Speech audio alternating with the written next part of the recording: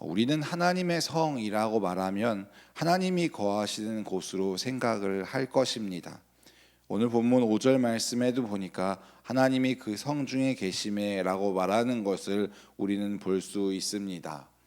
그러면 본문에서 말하는 하나님의 성은 어떤 것일까요? 먼저 그것은 한 시내가 나뉘어 흐르는 곳이라고 이렇게 말하고 있습니다. 한 시내, 이것에 대해서 몇 가지 주장들이 있는데요.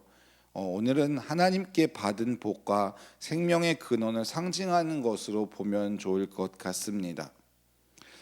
이 시내가 흘러서 하나님의 성, 즉 지존하신 이의 성소를 기쁘게 한다고 4절에서 말하고 있는데요. 이 지존하신 성소의 영어의 표현을 보니까 하나님의 도시, 하나님의 도성이라고 표현하는 것을 보게 됩니다. 하나님의 성, 하나님의 성소는 구약시대와 신약시대로 조금씩 나뉘어서 볼 수도 있는데요. 구약시대의 하나님의 성소라고 하면 광야시대 때의 성막을 하나님의 성소라고 하였고요. 또 솔로몬 이후에는 예루살렘 성전으로 이스라엘 백성들은 하나님의 성, 하나님의 성소 하면 예루살렘 성전으로 이렇게 불려졌었습니다. 근데 신약 이후에는 조금 다르게 보는 견해들도 있습니다. 지금은 성도들이 하나님의 거하시는 성전이고 성소라고 하는 것입니다. 고린도전서 3장 16절에 보면 너희는 너희가 하나님의 성전인 것과 하나님의 성령이 너희 안에 거하시는 것을 알지 못하느냐라고 이렇게 사도 바울이 말하고 있는데요. 바로 하나님의 성전인 그리스도인들, 하나님을 믿는 백성들, 그 성도들이 하나님의 성이 될 수 있을 것입니다. 성전인 우리에게 흘러오는 시내와 같은 물의 생수의 강은 예수님으로 우리가 또한 볼 수 있을 것입니다. 요한복음 4장에 보면 예수님이 사마리아의 수가라고 하는 동네를 지나가십니다. 그곳에서 한 여자를 만나시지요. 이 여인에게 물을 달라고 말씀하면서 함께 대화를 시작하시는데 요한복음 4장 13절에 보면 예수께서 대답하여 이르시되 이 물을 마시는 자마다 다시 목마르려니와 내가 주는 물을 마시는 자는 영원히 목마르지 아니하리니 내가 주는 물은 그 속에서 영생하도록 솟아나는 샘물이 되리라고 말씀하신 것을 볼 수 있습니다. 그 이후에는 이 여인과 함께 예배에 대해서 함께 이야기하시는 것을 보게 되는데요. 이 산에서도 말고 예루살렘에서도 말고 하나님께 영과 진리로 예배할 때가 오나니 이때라. 아버지께서는 이렇게 예배하는 자들 찾으신다 말씀하면서 영과 진리로 예배해야 할 것을 예수님은 이 여인에게 그리고 저와 여러분에게 동일하게 말씀하셨음을 보게 됩니다. 이것은 하나님의 성전된 그리스도인이 영과 진리로 드리는 예배를 통해 하나님의 말씀을 듣고 또 예수님에 대해서 아는 것과 믿는 것에서 자라 하나님을 기쁘게 하는 모습으로 성장하고 또한 그 성도 자신 역시 기쁨을 누리게 될 수 있는 것을 말합니다. 그러면 이 하나님의 성은 어떠한 성이라고 말하고 있나요? 5절에 보면 하나님이 그 성 중에 계심에 이 성이 흔들리지 않는다고 말하고 있습니다. 하나님이 함께 하시는 장소적인 의미의 성도 견고할 것입니다. 예를 들면 이스라엘 백성들이 그곳 강한 성이라고 표현했던 예루살렘 성도 역시 하나님이 함께 하실 때 정말 견고한 성이었습니다.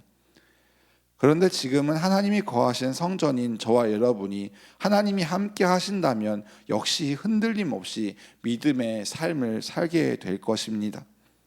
반대로 아무리 견고한 성이라고 할지라도 하나님이 그 성 중에 계시지 않는다면 아무리 힘써 세우고 만들고 쌓았다고 하여도 그 성은 영원하지 않고 모래 위에 지은 성처럼 금방 무너져 내릴 것입니다. 5절 말씀에 보면 그 성이라고 쓰인 것을 볼 수 있는데요.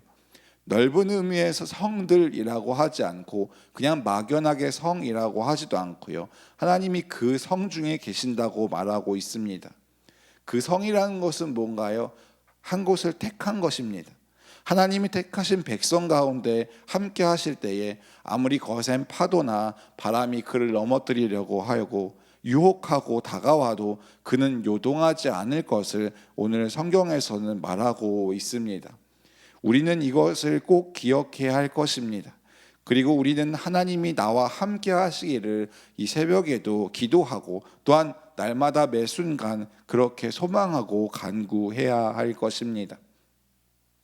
또한 5절 마지막에 보면 하나님이 새벽에 도우신다라고 말씀하는 것을 볼 수 있습니다.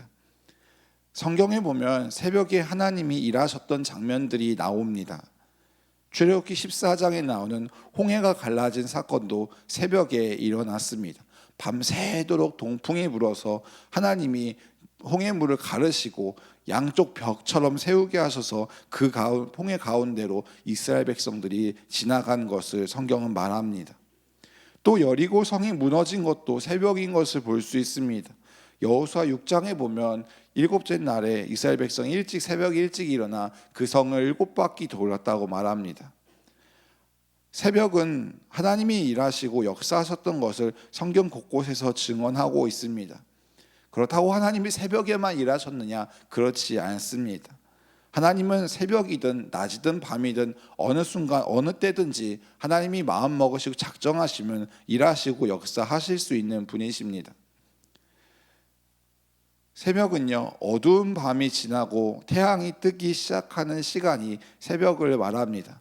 물론 해가 뜨기 전을 새벽이라고 표현하기도 합니다만 성도의 인생에 있어서 어두운 밤의 시간이 있을 때가 있지요. 어쩌면 지금도 어두운 밤을 지내고 있는 성도들도 계실지도 모릅니다. 각자가 생각하는 어두운 밤의 시간들이 있습니다. 참 고난에 올 때, 정말 힘들 때에 그것을 우리는 밤의 시간이라고 생각하고 그렇게 말할 것입니다. 그런데 우리가 이 말씀에서 하나님이 주시는 위로를 얻을 수 있는 것은 밤은 영원하지 않다는 것입니다. 언젠가 밤의 끝이 오고 새 날이 밝게 됩니다. 새벽에 하나님이 도우신다는 것처럼 언젠가는 날이 밝고 새 날이 오고 새벽이 이릅니다. 성도의 밤의 시간은 끝나고 하나님이 인도하시고 하나님이 도우시는 시간들이 그에게 다가옵니다. 때로는 우리 인생길에서 눈앞이 캄캄해서 아무것도 보이지 않는 어두운 밤의 시간이 있을 것입니다. 이 시간들이 지나고 새로운 날이 시작되는 새벽에 하나님이 도우심을 볼 것입니다. 새벽에 도우시는 하나님을 경험하는 저와 여러분이 다 되시기를 소망합니다. 그럼 새벽에 도우시는 하나님은 과연 어떤 분이실까요? 오늘 말씀 6절에 보니까 모든 나라의 흥망성쇠를 주관하시는 하나님임을 우리는 볼 수 있습니다. 6절에 보면 문 나라가 떠들며 왕국이 흔들렸더니 그가 소리를 내심에 땅이 녹았다라고 말씀합니다. 이 땅에 많은 제국들이 일어나고 무너지는 역사 속에서 하나님이 그 역사를 주관하시는 분이라는 것입니다. 당시 현실에서 보면 그 제국들은 너무나 크고 강합니다. 크고 넓은 땅을 소유하고 있고요. 강력한 군사력을 소유합니다. 또 풍부하고 많은 여러 물자들로 많은 옆에 주변 나라들을 압제하고 정복하면서 자신들이 참 영원할 것 같이 그렇게 행동하고 말하였습니다. 그러나 하나님의 소리로 땅이 녹았다는 것처럼 그 나라들은 영원하지 못했고요. 결국 무너져 내렸고 그리고 앞으로도 많은 나라의 제국들이 무너져 내릴 것입니다. 무너져 내린 것과 이 내릴 것을 말씀하는 하나님을 우리가 볼 수 있는데요. 하나님의 백성들을 향해 또 하나님의 기도하는 자녀들을 향해서 도우시는 하나님을 우리 이 하나님이 역사를 주관하시고 온 세상 만물을 하나님의 계획과 섭리 가운데 이끌어 가실 하나님께서 저와 여러분의 도움이 되신다는 사실을 우리를 도우신다는 사실을 기억하고 믿음으로 이 새벽에도 기도할 수 있는 저와 여러분 되었으면 좋겠습니다. 말씀을 마칩니다. 하나님이 우리를 지키시고 흔들리지 않게 붙드십니다. 새벽에 도우시는 하나님께서 우리에게 은혜와 능력을 주셔서 그 하나님의 은혜와 능력을 경험하는 복된 오늘 하루가 되시기를 예수님의 이름으로 축원합니다.